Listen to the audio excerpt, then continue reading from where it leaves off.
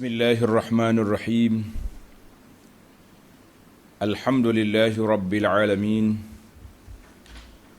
Alhamdulillahilladzi hadana lihadza wa ma kunna linahtadiya laula an hadana Allah. Asyhadu an la ilaha illallah wahdahu la syarika lah. Wa asyhadu anna Muhammadan abduhu wa rasuluh. Allahumma salli wa sallim wa barik ala abdika wa rasulika Muhammad wa ala alihi wa sahbihi wa man sar ala nahjihi wa ihtada bihadihi wa istanna bisunnatihi ila yaumiddin, amma ba'du. Muslimin dan muslimat, para jemaah, para pelajar sekalian, Assalamualaikum warahmatullahi wabarakatuh. Alhamdulillah, pada pagi Isnin 23 Zulhijjah 1442 bersamaan dengan 2021 kita dapat mulakan pengajian kita dalam surah Asy-Syu'ara. Surah Asy-Syu'ara, surah yang ke-26, surah yang ke-26 dalam juzuk yang ke-19. Surah 26, juzuk yang ke-19. Bagi para pelajar yang ada pimpinan Ar-Rahman yang jawi, muka surat 773, surahnya 773, tapi kita mula dengan Al-Muqaddimah. Muqaddimah surah, muka surat 772. Jadi para pelajar sekalian, alhamdulillah kita panjatkan kesyukuran kepada Allah Azza wa Jalla dengan limpah kurnianya yang tidak terhingga, dengan nikmat Allah Ta'ala yang sangat besar kepada kita, diizinkan kita di saat kita terkurung dengan PKP, terkurung dengan berbagai peraturan, tapi kita boleh peluang untuk menatap, mentadabur, mendengar, mengkaji beberapa surah daripada ayat Allah, daripada kalam Rabbil Alamin. Ini di antara nikmat besar yang Allah anugerahkan kepada kita semua, para jemaah pencinta Al-Quran, pencinta sunnah Nabi SAW, pencinta majlis ilmu. Sebab peluang ini kadang-kadang tidak berulang. Kalau tidak, kita kesibukkan ke sana kemari menjalankan tugas. Tetapi di saat ini kita diberi peluang menjalankan tugas dan juga mentadabbur ayat-ayat Allah Azza wa Jalla. Para pelajar sekalian, itu nikmat yang kita kena syukur. Kerana itu Nabi SAW bersabda, orang mukmin duduk di antara syukur dengan sabar. Syukur, sabar. Dapat nikmat, syukur. Dapat ujian, sabar.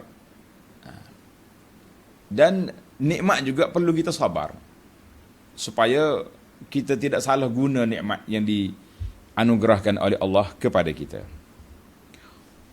Baiklah para pelajar sekalian, kita pergi kepada, kita baca beberapa ayat. Ayat surah Asy-Syu'ara ni pendek-pendek. Karena itu bilangan ayat dia 227. Tapi dia punya ayat dia pendek. Ini di antara ciri surah Makkiyah. Ayat dianya pendek, banyak cerita. Dalam kisah Syu'ara ni banyak cerita, dan kita akan kita akan baca kisah Nabi Musa AS, panjang sekali. Bermula daripada ayat 10 sampai ayat 50 lebih. Semua itu kisah Nabi Musa, Fir'aun, melawan dengan Fir'aun dan mendidik kaumnya Bani Israel. Baik para pelajar sekalian, kita mula dengan bacaan ayat. uh, muka surat Jawi 773. Surah Asy-Syu'ara muka surat 773. أعوذ بالله السميع العليم من الشيطان الرجيم بسم الله الرحمن الرحيم طاسيم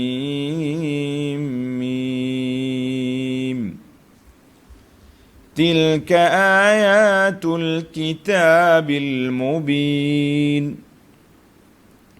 لعلك باخع نفسك ألا يكونوا مؤمنين إن نشأ ننزل عليهم من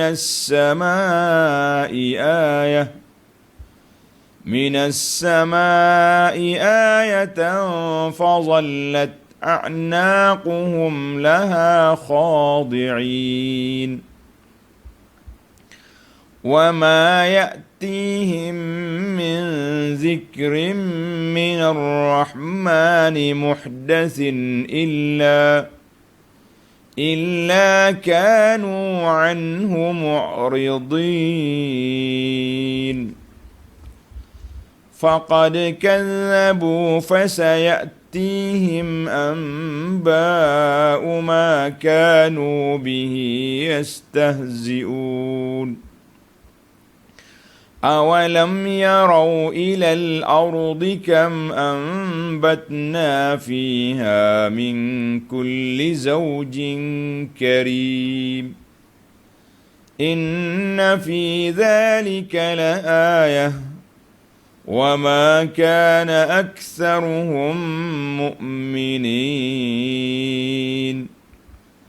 وإن ربك لهو العزيز الرحيم.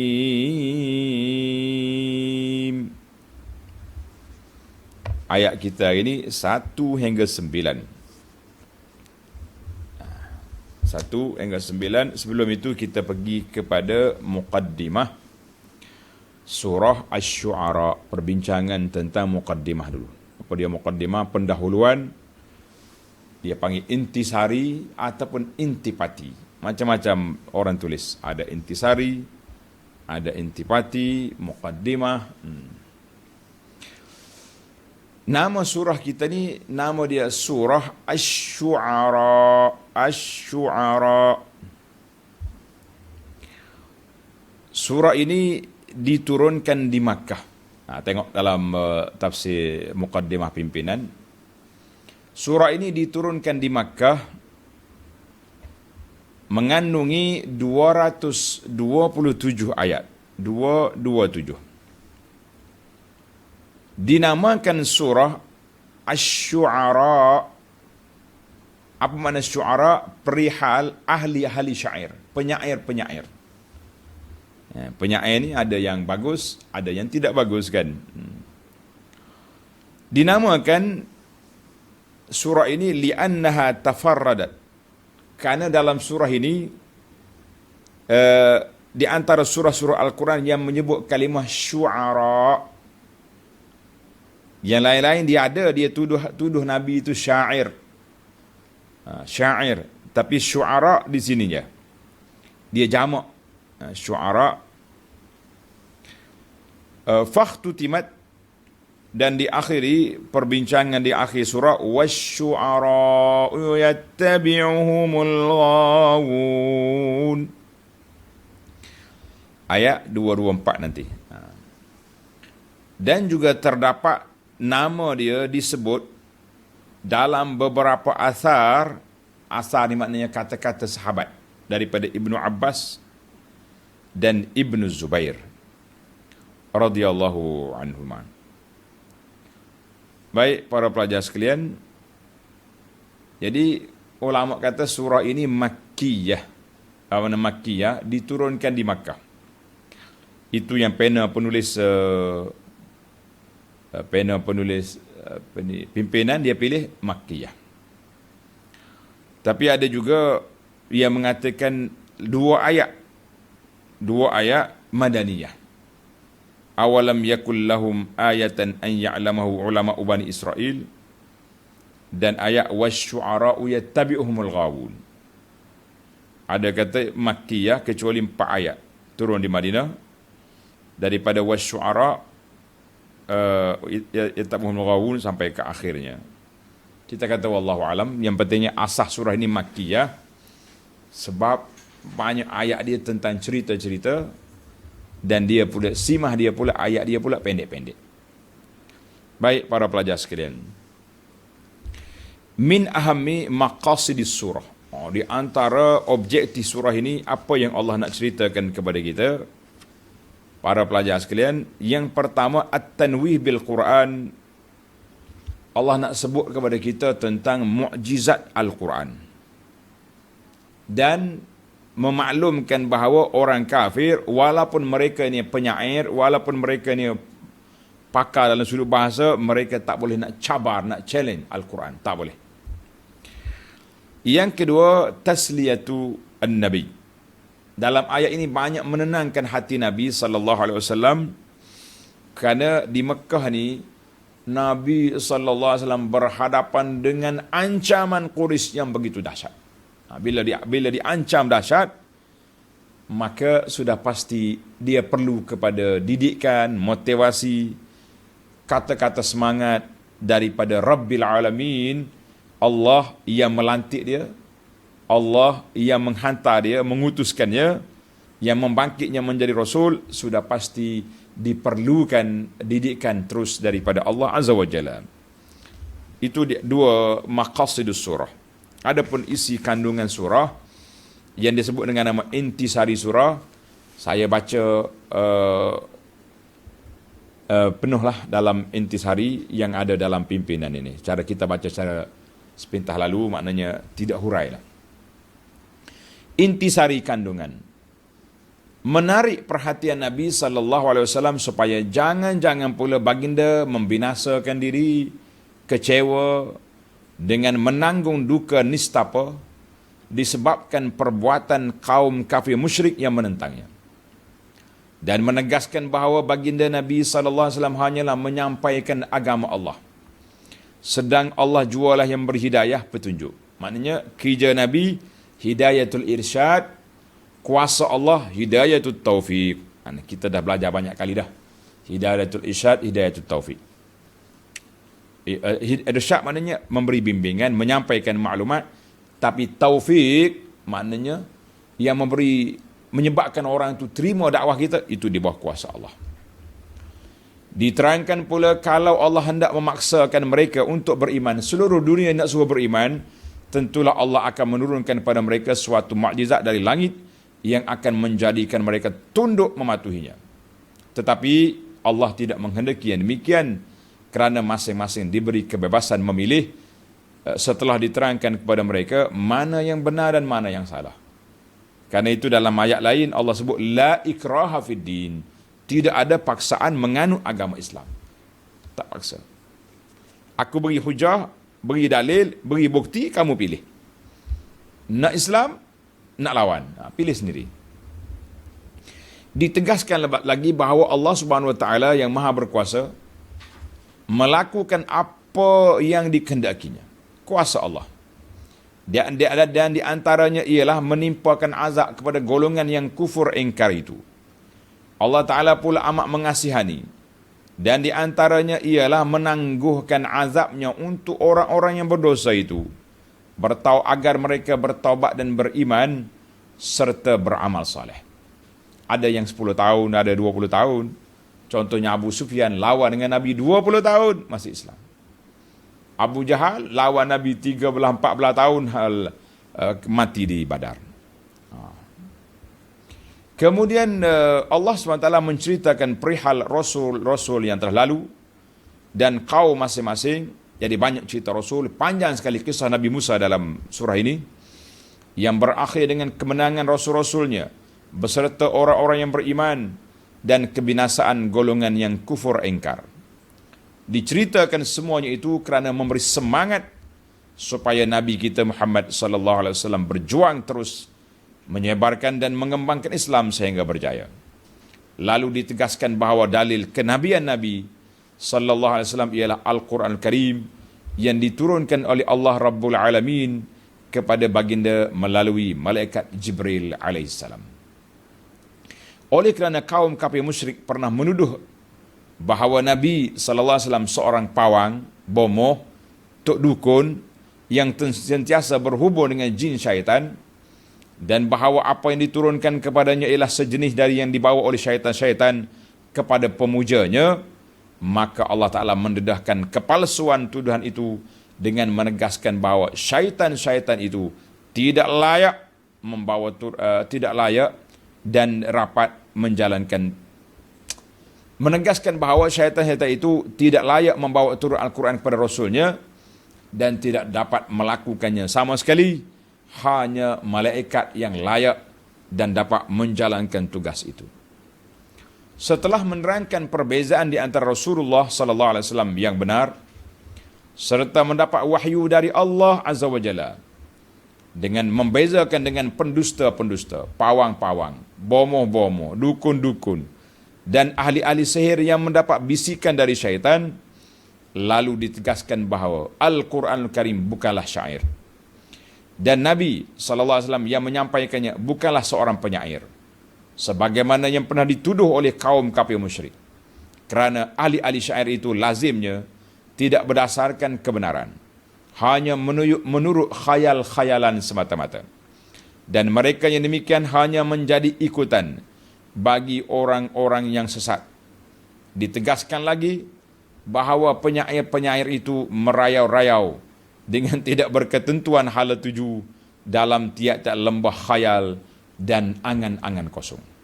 Yakni lazimnya, biasanya, itulah sifat penyair-penyair. Jangan pula ahli-ahli sastrawan marah dengan saya ni. Nah, kita baca penyair sastra yang Arab dulu. Tapi kalau ada orang ikut perangai itu, itulah keadaan dia. Sedang Nabi Muhammad sallallahu alaihi wasallam tidak bersifat demikian. Dalam pada itu ditegaskan bahawa bukan semua syair, dan ahli-ahli syair itu terkeji. Bahkan ada di antaranya yang terpuji dan diredai oleh Allah Azza wa Jalla, iaitu jenis-jenis syair yang diciptakan oleh penyair-penyair yang beriman dan beramal soleh, yang berdasarkan kebenaran, yang terjalin dengan kata-kata yang indah dan sopan. Contohnya Hasan bin Thabit radhiyallahu anhu yang dikenal dengan nama Syairur Rasul sallallahu alaihi wasallam. Nabi kata, uhjuhum. Nabi kita ajar pada Hasan supaya etek balik penyair-penyair jahiliyah yang cuba nak menjatuhkan Nabi sallallahu alaihi wasallam. Kerana kebenaran Rasulullah sallallahu alaihi wasallam menjadi orang penyair yang dapat menggambarkan keesaan Allah dan kekuasaannya, menggambarkan kebenaran Rasulullah sallallahu alaihi wasallam dan perjuangannya, kebenaran Islam dan hidayah petunjuknya, sebagaimana dilakukan oleh penyair-penyair Islam di zaman Nabi. Contohnya Hasan lah, dengan lain-lain penyair yang hebat. Kita akan sebut bila sampai di tempatnya nanti, insya-Allah. Yang mendapat galaan dan doa restu Nabi sallallahu alaihi wasallam. Semenjak itu, penyair-penyair Islam yang demikian sifatnya muncul, silih berganti hingga hari ini, dan seterusnya masih ada lagi pujangga-pujangga penyair-penyair Islami yang hebat yang masih ada. Kita kata alhamdulillah.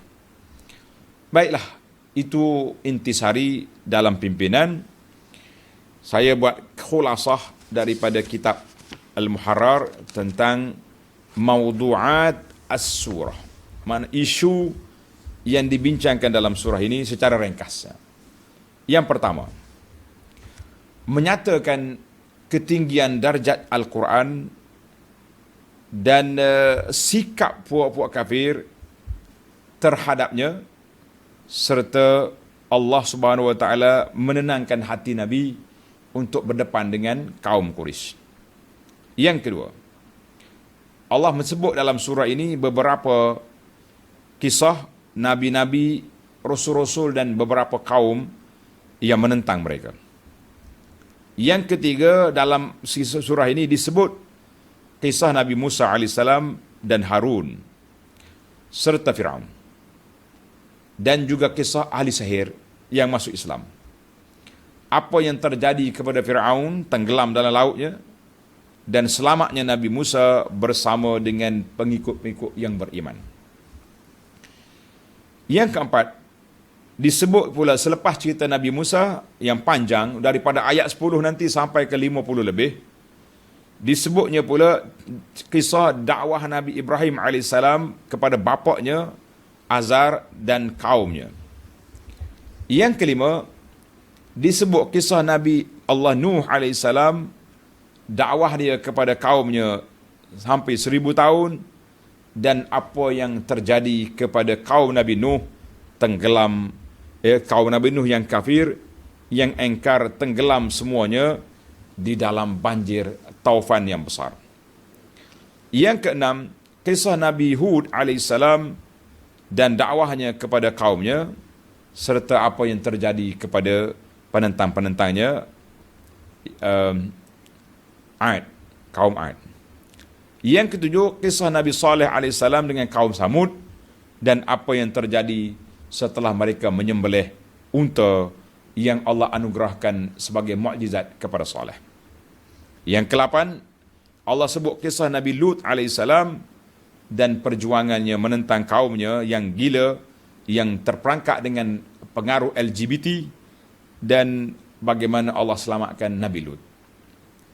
Yang ke-9, Allah sebut kisah Nabi Shu'aib alaihissalam dan bagaimana binasanya kaum yang menentangnya.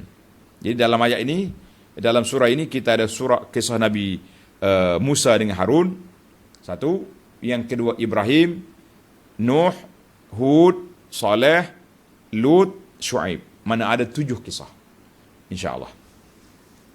Yang terakhir, Allah Ta'ala sebut tentang turunnya Al-Quran dan penyaksian daripada Ahlul Kitab tentang kebenaran Al-Quran. Dan Al-Quran ini bukan syair, bukan sajak, bukan kata-kata manusia ataupun aqwal syayatin. Maka ia mari daripada Allah Azza wa Jalla. Maka Allah perintahkan kepada Rasul sallallahu alaihi wasallam supaya memberi amaran kepada kaum yang menentang, dan azab Allah Ta'ala akan ditimpa ke atas mereka sekiranya mereka tidak mau beriman. Baik, itulah dia panggil ringkasan, sinopsis ataupun poin tajuk-tajuk besar perbincangan dalam surah Asy-Syu'ara. Baik, para pelajar sekalian, saya masuk kepada surah kita. Bismillahirrahmanirrahim. Para pelajar kena ingat, apabila kita nak baca Quran, kita mula dengan a'udzubillahi minasyaitanirrajim. Kalau di awal surah diikuti dengan Bismillahirrahmanirrahim. Berapa kali surah kita ulang, Bismillah kena baca. Kecuali satu surah saja, surah Bara'ah. Karena surah itu tidak ada Bismillah, kita pun tak payah baca. Surah yang ke-26, juzuk yang ke-19, surah Asy-Syu'ara ada 227 ayat. Tengok surah ini.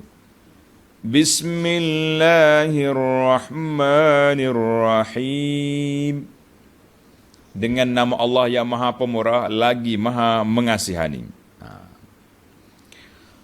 Tasin mim. Ini dia panggil huruf al-muqatta'ah. Huruf al-muqatta'ah. Ya, tulis al-muqatta'ah. Makna huruf yang ditulis dia bersambung, namun dibaca satu-satu. Ta, sin, mim.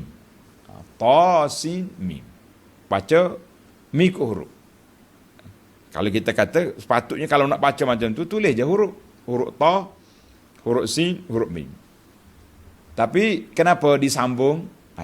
Ini nak beza di antara orang yang belajar dengan orang yang tak belajar. Kalau orang tak mengaji Quran, dia tak akan baca tasimin.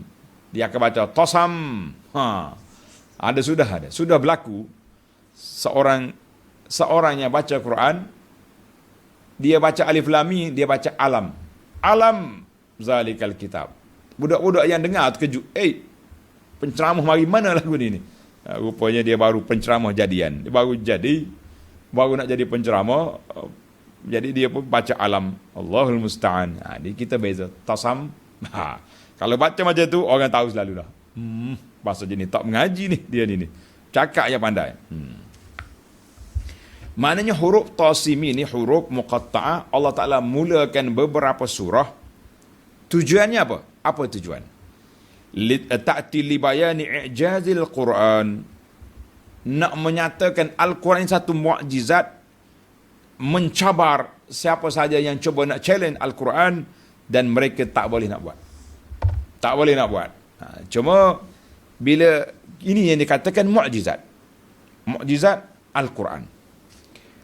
1196 tengok. Lihat penjelasan nombor 7. Maknanya kalau nak hurai panjang, tuan-tuan tengok di huraian nota kaki nombor 7 di awal surah Al-Baqarah, Alif Lam Mim.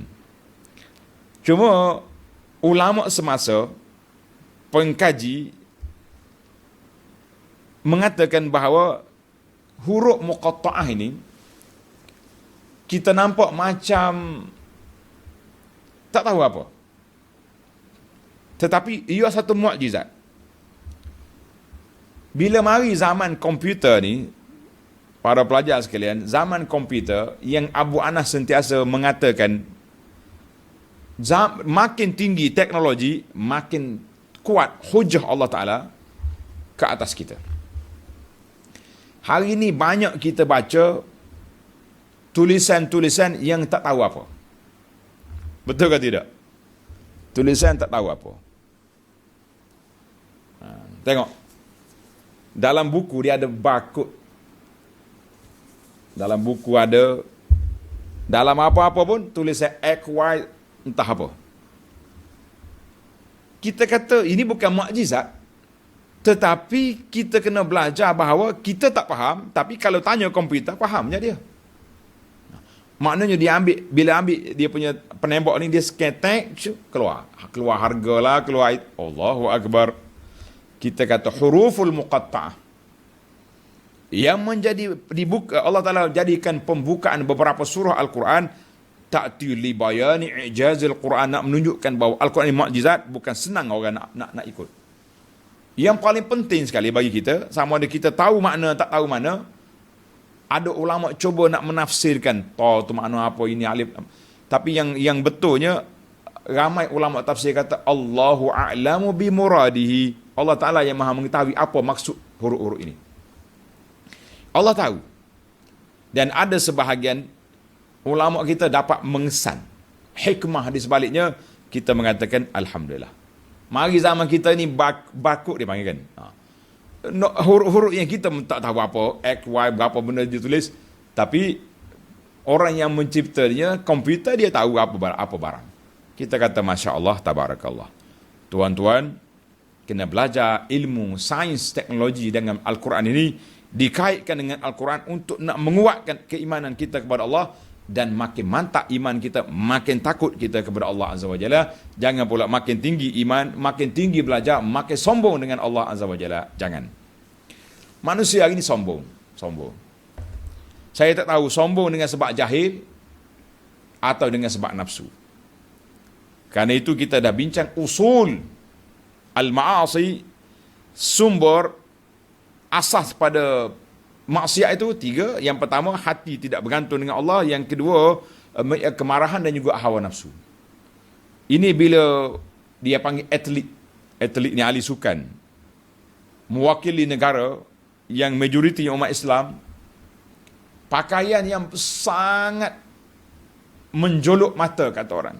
Bagi mata orang beriman, menjolok mata. Bagi orang yang tak mantap iman dia, apa salahnya? Masya Allah. Saya tengok, no problem. Orang yang tengok anak-anak orang Islam yang tak anak orang Islam ke anak mana yang tak utuh aurat ni, tak ada apa-apa, kita kata orang itu sudah faqad al-ihsas, sudah hilang rasa. Ini orang Covid ni, di antara ciri-ciri kena Covid, KKM kata salah satu daripadanya hilang deria rasa. Makan tak tahu masin ke tawa, manis ke masin. Orang yang hilang deria keimanan, tengok benda maksiat, la syai', tidak ada apa-apa. Bahkan bila ada pendakwah kita tegur, dia punya mengamuk gila-gila, kata orang. Sepatutnya menyokong untuk kita desak kepada pihak yang bertanggungjawab dalam negara. Ambil cakna dengan benda ni. Kenapa menghina eksploitasi wanita sampai begini sekali?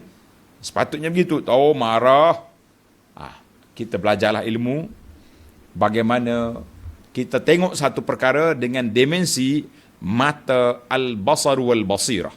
Mata dan mata hati keimanan. Baru kita terasa, Allah maksiat ni. Maksiat ini. Tapi sambil maksiat apa, tengok juga, bertempik juga kita. Memberi sokongan, konon-kononnya memberi sokongan kepada atlet negara. Sampai dalam grup ustazah pun ada juga. Hebat wakil negara. Hebat apa panjang ni punya keadaan? Kita kata patutnya kita menangis kerana sedih dengan berlakunya eksploitasi yang begitu dahsyat terhadap anak-anak wanita banatu Adam. Baik para pelajar sekalian, huruf al-muqatta'ah. Itu baru nak bincang huruf muqatta'ah ni, kita boleh bincang panjang tentang mukjizat itu. Baik. Kita pergi kepada ayat yang kedua. Tilka ayatul kitabil mubin. Ini ialah ayat-ayat kitab Al-Quran yang jelas nyata. Allah Ta'ala turun ayat Al-Quran al-wadih, jelas kebenarannya. Datang daripada Allah Azza wa Jalla. Jelas ayat apa yang nak dibawa kepada kita. Mungkin beberapa ayat kurang jelas, tapi ulama yang mahir, yang pakar di kalangan sahabat dan tabi'in telah menjelaskan makna ayat. Cuma kita je buat tak jelas. Kita yang tak belajar banyak ni macam tak jelas. Allahu Akbar. Ini cukup dahsyat. Jadi dalam Al-Quran sudah jelas, tilka ayatu al-kitabil mubin. Al-Quran itu kitab yang jelas, nyata. Dia punya isi kandungannya, bahasa dia pula jelas. Tak ada orang tak faham. Kita kata Masya Allah, Tabarakallah. Walaupun Quran sudah jelas. Datang min indillah, turunnya daripada Allah Azza wa Jalla. Kan? Tapi ramai juga yang menentang.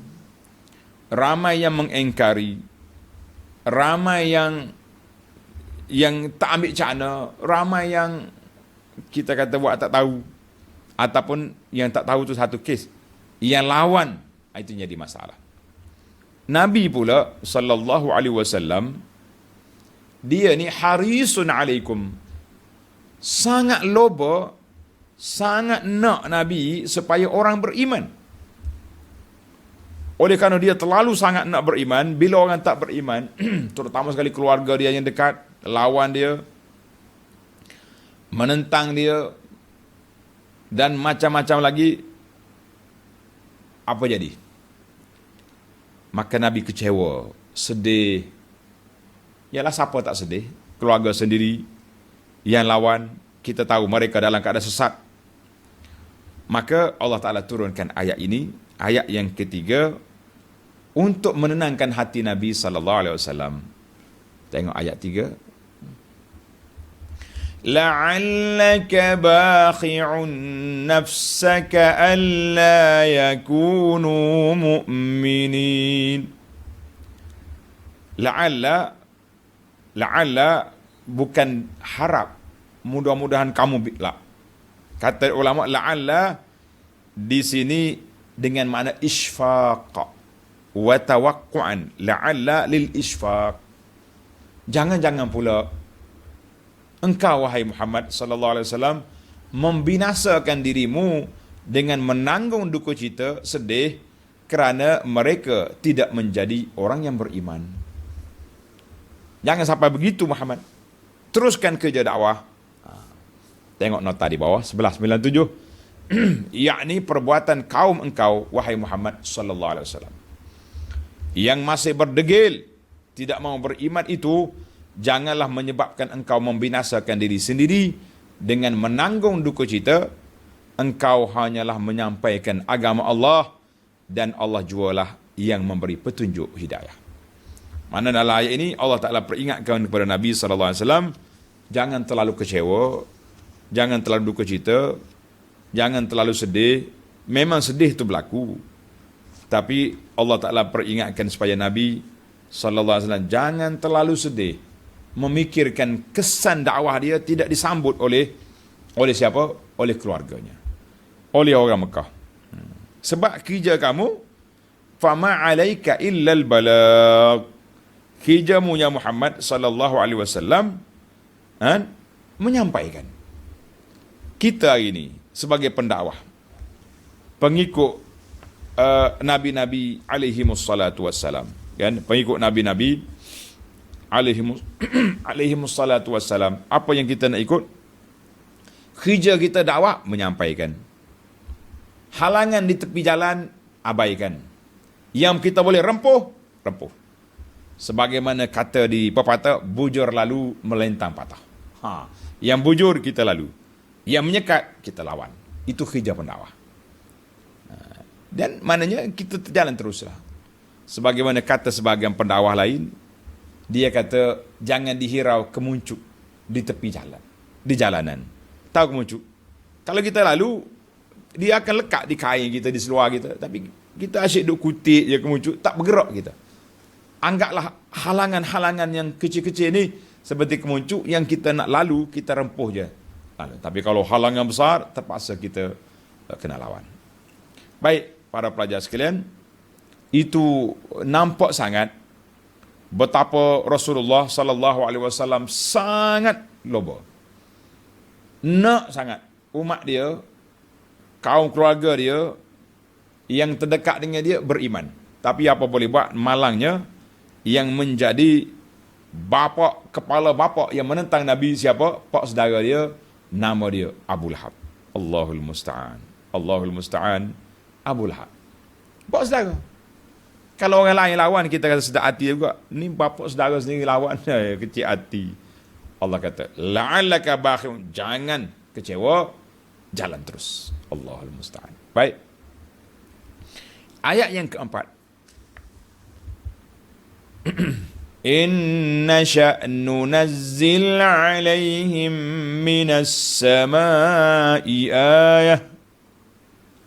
Kalau kami mahu, Allah bagi tahu kepada Nabi sallallahu alaihi wasallam, aku berkuasa Muhammad. Kalau aku nak, tentulah kami akan turunkan kepada mereka suatu mukjizat dari langit.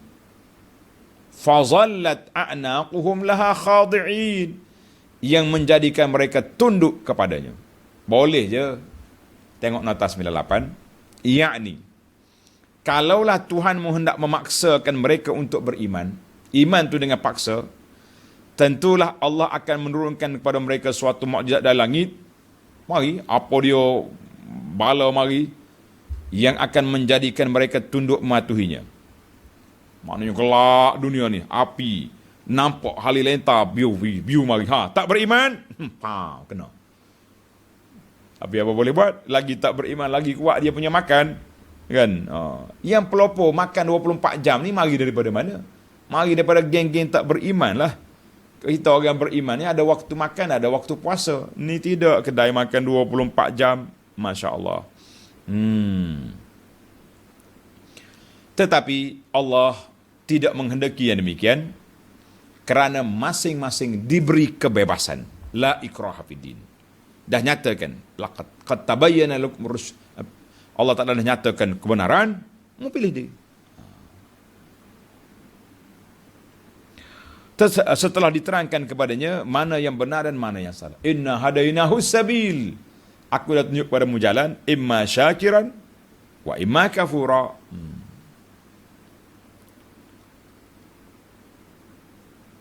Baik, jelas kepada kita ayat yang keempat ini. Allah kata, kalau aku nak, boleh. Tapi hikmah Allah Azza wa Jalla, iman seorang manusia itu ikhtiyarian la ijbarian. Tuan-tuan ingat, ikhtiyari la ijbari. Pilihan bukan paksaan. Aku dah nyatakan kepada kamu kebenaran, dengan Al-Qurannya, dengan mukjizatnya, dengan Nabi. Setiap kaumnya ada Nabi datang, mereka lawan juga, bermakna kamu telah memilih jalan yang salah. Jalan yang salah. Apa boleh buat? Nasib. Tapi nak paksa orang tak boleh. Kita ni tak boleh paksa orang.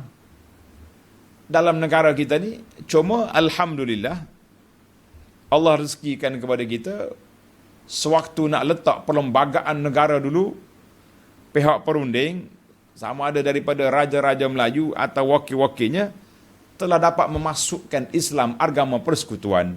Maka Alhamdulillah, kita pun dapatlah sikit peruntukan untuk agama, dapatlah kebebasan menyebarkan agama dalam TV, dalam radio. Kan, kita ada TV tu, TV ni. Walaupun sebahagian daripada penyebar agama tu banyak juga penglipu laranya yang bawa cerita yang pelik-pelik, cerita lain. Tapi asasnya, tonggaknya kebebasan untuk Islam tu ada.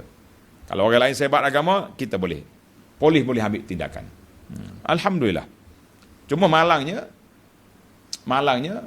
walaupun begitu, tapi tak sampai juga dakwah itu kepada non-Muslim secara meluas. Kita nak kata apa? Allah kata, kerja kamu menyampai, kerja aku yang memberi hidayah. Itu satulah untuk menenangkan kita. Tapi untuk perbincangan, kita sebagai pendakwah kena bincang. Kenapa nampak kesan daripada dakwah itu kepada non-Muslim dalam negara kita ini tidak kuat. Itu para pendakwah perlu berbincang. Duduklah meja bulat ke meja panjang, bagaimana nak memberi kesan. Kalau kesan boleh jadi ramai lagi orang masuk Islam. Sebab kita tengok kadang-kadang pendakwah yang bersendirian ini, seorang dia pun hari-hari orang masuk Islam. Kan? Macam beberapa nama yang telah saya sebut dulu.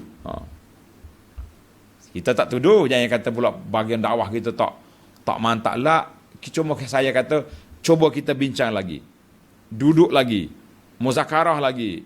Wacana lagi. Bagaimana nak turunkan dakwah kita ni kepada orang bukan Islam yang ada di sekitar kita, supaya lebih ramai mereka mendapat nikmat Islam yang menyelamatkan kita daripada api neraka. Naam. Alhamdulillah, Islam didatangi dengan la ikraha fiddin. Tidak ada paksaan. Oi, macam mana tak paksa? Kan orang kata Nabi kita sebar Islam dengan pedang. Kita kata pedang itu pilihan akhir, pilihan awal dakwah. Islam sampai ke Malaysia, ke Semenanjung Tanah Melayu, dakwah. Bukan dengan pertumpahan darah. Tumpah darah itu bila penjajah datang, baru kita lawan, itu cerita lain. Kita kena baca sejarah. Bagi tahu sejarah kepada anak-anak cucu kita, Islam datang dengan aman. Tapi kalau orang sekat dia, macam tadilah. Kalau kau bujur lalu, melentang patah. Sekat, kita cuba. Kita tengok siapa kuat. Ayat yang kelima, bagaimana sikap puak-puak kafir. Bila turun Quran, bila dia Nabi ajar dia, apa sikap mereka, Allah tengok, Allah tunjukkan kepada kita ayat yang kelima. وَمَا يَأْتِيهِمْ مِنْ ذِكْرٍ مِنَ الرَّحْمَنِ مُحْدَثٍ إِلَّا كَانُوا عَنْهُ مُعْرِضِينَ. Dan tidak datang kepada mereka itu mana? Puak-puak kafir. Peringatan serta pengajaran yang baharu dari Allah Ar-Rahman, melainkan mereka tetap berpaling mengingkarinya. Kata di ulama, itulah gaya sikap orang-orang yang bukan Islam apabila menerima Al-Quran. Sama ada dia lari sungguh, berpaling dengan body dia, atau berpaling dengan pemikiran. Sebab kita ni dua. Tengok dengan mata, tengok dengan hati. Ini pandangan saya. Saya nampak. Setelah kita bermuzakarah bincang, saya nampak macam ni. Kalau dia buta sekalipun, nampak tu bukan dengan mata, nampak tu dengan basirah. Maknanya kita ni fizikal, sama ada tengok sungguh atau tengok dengan hati. Nantilah saya tengok lah, makna saya fikir. Sama juga dengan al-i'rad, kata di para ulama, i'radun ma'nawiyun wa hissi. Berpaling itu sama ada paling body atau berpaling kepala. Maksudnya berpaling tak mau terima. Kan? Saya dengar belaka tu, tapi tak boleh terima. Itu dia panggil i'rad, berpaling dengan pemikiran. Ataupun bila orang baca Quran, tak ada benda lain, pusing kepala, pusing tubuh. Itu dia panggil mu'ridin. Al-i'rad hissi wa ma'nawi. Dua-dua sekali. Macam tengok juga hissi wa ma'nawi. Alhamdulillah. Baik para pelajar sekalian, kita pergi kepada ayat 6. فَقَدْ كَذَّبُوا فَسَيَأْتِيهِمْ أَنْبَاءُ مَا كَانُوا بِهِ يَسْتَهْزِئُونَ. Oleh kerana mereka telah mendustakan Al-Quran, maka sudah tentu akan datang kepada mereka berita-berita azab mengenai perkara yang mereka ejek-ejek itu. Bila sampai masalah, tengok nota di bawah, yakni mereka akan menerima berita yang membuktikan kebenaran apa yang telah dijanjikan dalam Al-Quran itu, azab sengsara di dunia dan juga di akhirat. Jadi waktu lawan, cabar, pop, mari azab, nampak. Bila turun kemarau panjang di Mekah, pada waktu itu, orang Quraisy pergi menghadap Nabi. Jumpa Nabi supaya doakan supaya hilang. Maknanya waktu itu mereka dah mula goyah. Dah koyak dia punya pegangan syirik dia. Dia bahasa budak-budak sebut kata koyak. Buat ni kan. Allahu Akbar. Baiklah para pelajar sekalian. Jadi bila mereka dusta, mereka perli, hina, sebagaimana yang kita dengar dalam ayat surah Al-Furqan yang lepas, maka Allah kata, mu tunggulah, tunggu bila sampai masanya, sampai tempohnya, Allah Ta'ala akan tunjuk pada kamu bukti yang kamu nak sangat bukti itu. Bolehlah. Baik, kita pergi kepada ayat yang ke-7. أَوَلَمْ يَرَوْا إِلَى الْأَرْضِ كَمْ أَنْبَتْنَا فِيهَا مِنْ كُلِّ زَوْجٍ كَرِيمٍ. Masihkah mereka berdegil dan tidak memerhatikan bumi, berapa banyak kami tumbuhkan padanya dari berbagai-bagai jenis tanaman yang memberi banyak manfaat. Allahu Akbar. Allah Subhanahu Wa Taala nak bercakap dengan manusia. Bila bercakap dengan manusia, biasanya kita kena guna analogi yang ada depan mata dia. Mu tengok tu. Kami dah tumbuhkan depan mata kamu tumbuhan yang pelbagai jenis. Ada yang menjala di atas bumi, ada yang menjulang naik ke langit. Kan, pokok tinggi, pokok rendah.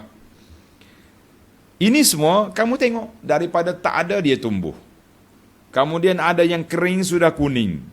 Turun hujan, hidup balik. Jangan tengok saja. Jangan ambil pokok cantiknya bunga ni. Oh, lawanya beautiful. Kan? Ambil gambar sengih, suka selfie. Tapi tidak ada pengajaran kepada kita bahawa indahnya pokok-pokok ini, asalnya dia mati, setelah itu ditumbuhkan, kemudian mereka membesar, kemudian mati, kering. Ini kita ingat manusia ni begitu juga. Patut dipikir. Baik. Setelah mereka tak mau beriman, dia dengar apa tak mau beriman, mendustakan apa yang dibawa oleh Rasul-Rasul, kan? Menjadikan berhala sebagai Tuhan, maka dalam ayat ini Allah Ta'ala ajar kepada kita supaya berfikir. Tengok kepada tumbuh-tumbuhan. Tengok kepada apa yang aku beri kepada kamu, supaya kamu sedar bahawa bumi ni mati boleh hidup. Untuk apa tu? Tengok ayat 8. Inna fi dhalika la ayah. Sesungguhnya pada yang demikian itu terdapat satu ayah, tanda. yang membuktikan kekuasaan dan rahmat pengurniaan Allah Azza wa Jalla. Jadi oleh kerana kamu ni ada akal, gunalah akal tu. Guna akal tu. Guna akal. Fikir baik-baik. Allahu Akbar. Inna fi zalika la ayah. Semua itu, apa dia itu? Kenapa ulama tafsir tanya? Kenapa Allah tak guna la ayatin? Tanda-tanda. Pokok banyak.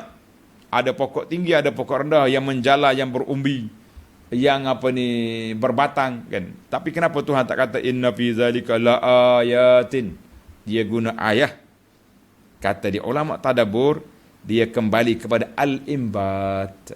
Sesungguhnya yang berkuasa menumbuhkan tumbuhan itu ayah, tanda kekuasaan Allah Azza wa Jalla. Kerana tu dia guna satu je, ayah. Masya Allah. Tuan-tuan dan puan-puan, lagi dipahami bahasa Arab, lagi manis kita mengaji Quran, insya-Allah. Kalau tak faham pun, dengan kita cerita bagaimana begini, insya-Allah para pelajar boleh menjiwai, merasai betapa Al-Quran itu mukjizat. Al-Quran itu mukjizat. Bagi siapa? Bagi seluruh makhluk. Tapi manfaat mukjizat ini bagi orang yang beriman. Karena itu Allah kata, wa ma kana aktsaruhum mu'minin. La haula wala quwata illa billah. Dalam pada itu, tanda sudah jelas, mukjizat sudah nyata, keterangan sudah jitu, kebanyakan mereka tidak juga beriman. Allahul musta'an. Banyak juga, ramai pula manusia yang tak beriman. Hari ini pun kalau kita kumpul di antara orang yang beriman dengan yang tak beriman, mana ramai? Jawabnya ramai yang tak beriman. Yang beriman pula terperangkap pula dengan talbisu iblis, macam-macam perangai. Allahu Akbar. Bila orang tegur maksiat, yang penegur dihentam oleh masyarakat. Berkumpul ramai-ramai, nak tunjuk bantahan, menunjukkan akhlak yang buruk dengan isyarat-isyarat, bahasa-bahasa. Kita kata inilah yang menjadi peranan para pendakwah, sampaikanlah Al-Quran ini ke dalam jiwa anak-anak orang Islam, supaya mereka tidak terperangkap dengan syaitan, tidak terperangkap dengan pahaman liberal, tidak terperangkap dengan grup LGBT, dan banyak lagi lah perangkap-perangkap syaitan yang menunggu anak-anak muda kita di jalan hidup mereka. Allahul musta'an. Baik. Selepas membincangkan semua perkara, ada orang beriman, ada orang tak beriman. Allah Ta'ala tutup perbincangan kita dengan ayat yang ke-9 ini. Wa inna rabbaka lahuwal azizur rahim. Dan sesungguhnya Tuhan wahai Muhammad, dialah jua yang al-aziz. Mana al-aziz? Al-qawiyul ghalib, yang gagah perkasa, yang kuat.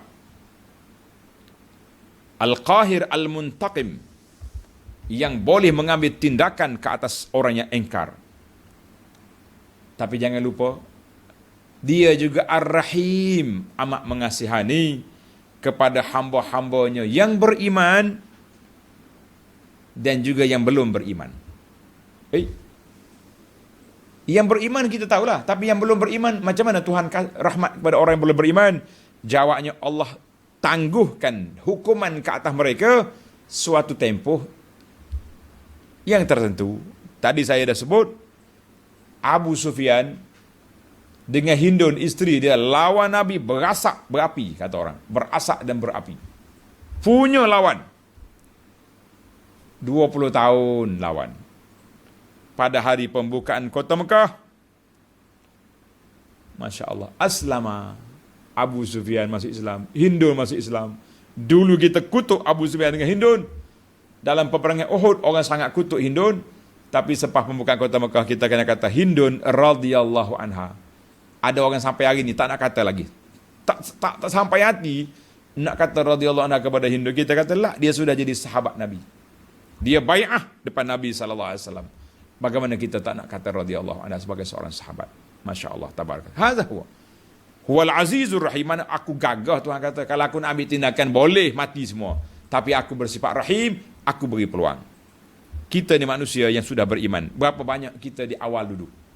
Zaman kita muda dulu, lara, leka, macam-macam kita punya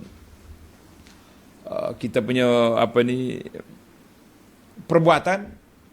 Akhirnya Allah buka hidayah, buka hati kita, yutan balik ke rumah Allah, bersimpuh di hadapan Allah dengan taubat, penyesalan, istiqamah dalam Islam. Alhamdulillah, akhirnya kita mati dengan husnul khatimah. Allahu Akbar.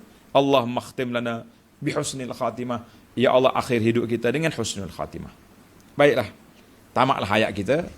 Ayat yang ke-10 kita mula masuk episod kisah Nabi Musa sampai ke ayat 50 lebih nanti, insya-Allah. Baik para pelajar sekalian, beberapa faedah, kesimpulan, intisari daripada apa yang kita bincang.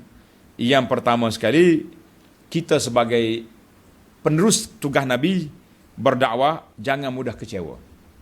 Hari ini kita dakwah orang tak dengar, kita pergi lagi besok. Hari ini kita sampai yang hak, orang tak dengar, kita sampaikan lagi. Sebab itulah kerja saya macam-macam, tulis risalah lah, kempen tu kempen ni, buat buku, buat video. Ada pula sahabat-sahabat tolong potong video yang panjang jadi pendekkan. Tujuannya saya nak sampaikan apa yang saya belajar, apa yang saya faham daripada Al-Quran, daripada sunnah Nabi SAW.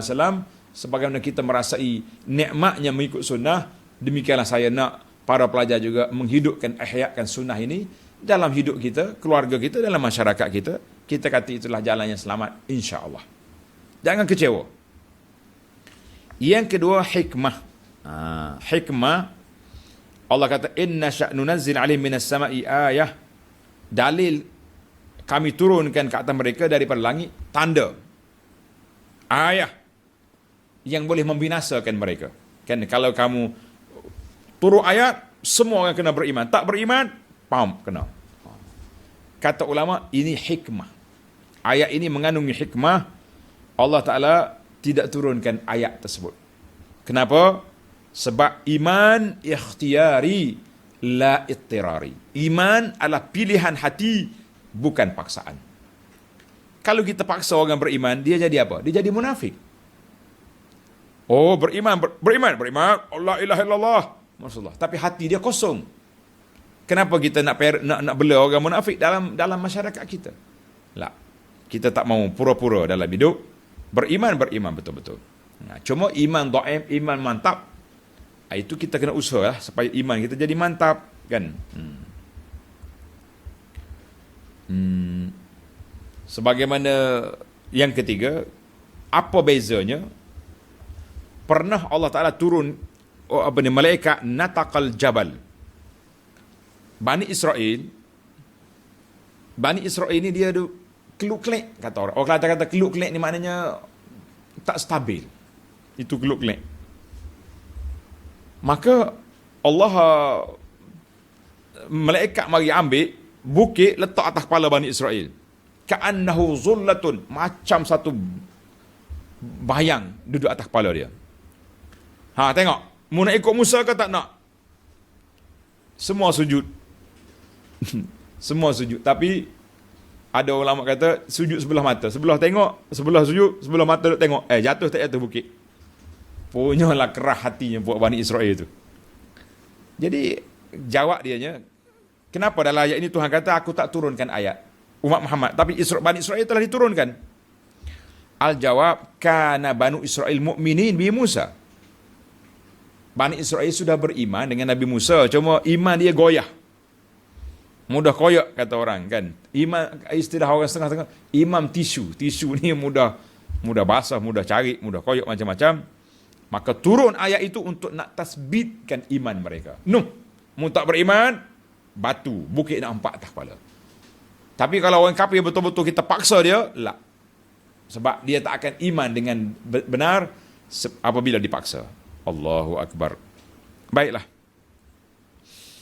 Dalam ayat yang kita baca ini,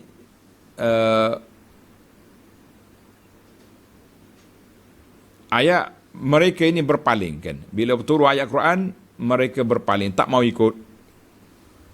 Ayat yang kelima.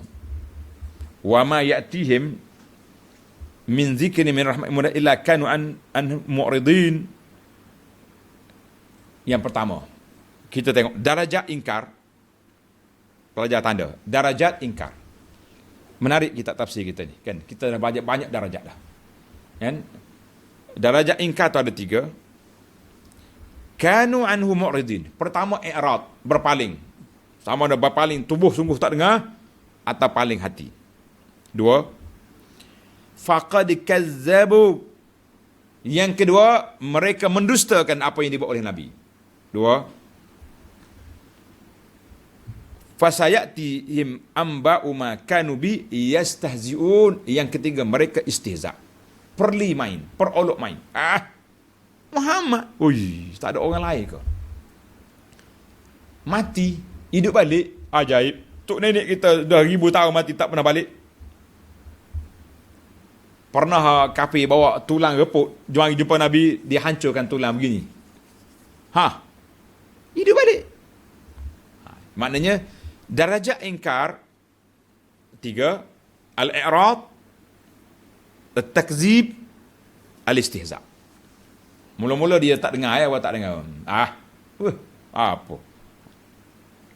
Mendustakan, kemudian lawan dengan perli. Allahul musta'an. Jadi kita ada 3 dalam 3. Usulul al-ma'asi 3. Hilang pergantungan dengan Allah, pergi bergantung dengan makhluk, jadi syirik. Sama ada syirik total ataupun bergantung separuh-separuh. Yang kedua, terlalu ikut perasaan, marah. Yang ketiga, ikut nafsu. Usulul dakwah juga 3. Apa dia? Al-ilmu, at-taqwa, at-ta'thir.